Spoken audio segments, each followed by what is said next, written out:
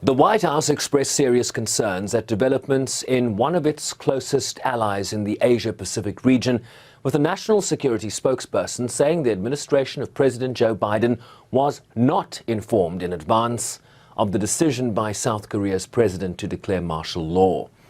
The State Department later posted on social media platforms that it was closely tracking developments, calling the situation fluid and urging citizens in country to monitor local news for updates as the situation progresses.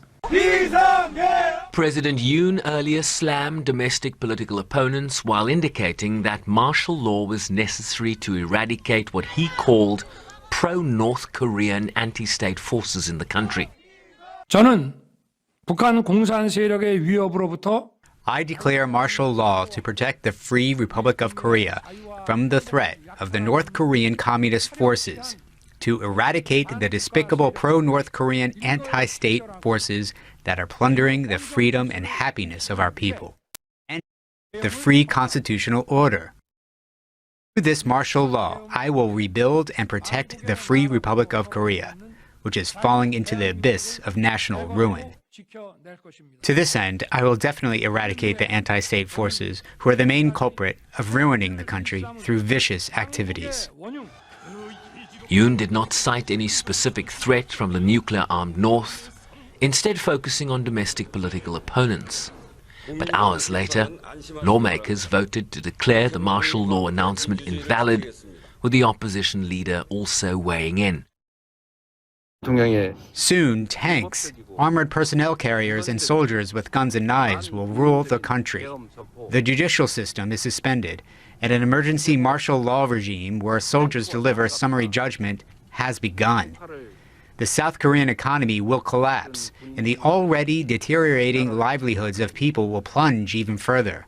Fellow citizens, please come to the National Assembly. Please join us and protect our collapsing democracy.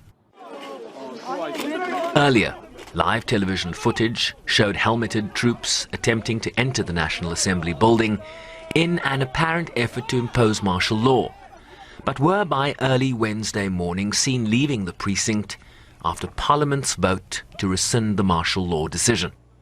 The Secretary General is currently on a plane back to New York, but obviously we're watching the situation very closely and with concern.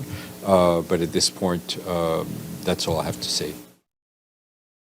Deputy Secretary of State Kurt Campbell said the United States was watching developments with grave concern and that they were seeking engagement with Republic of Korea counterparts at every level, that the US had every hope and expectation that any political disputes would be resolved peacefully and in accordance with the rule of law, adding that Washington stood with Seoul in this time of uncertainty. Shervin Bryce-Pease, SABC News, New York.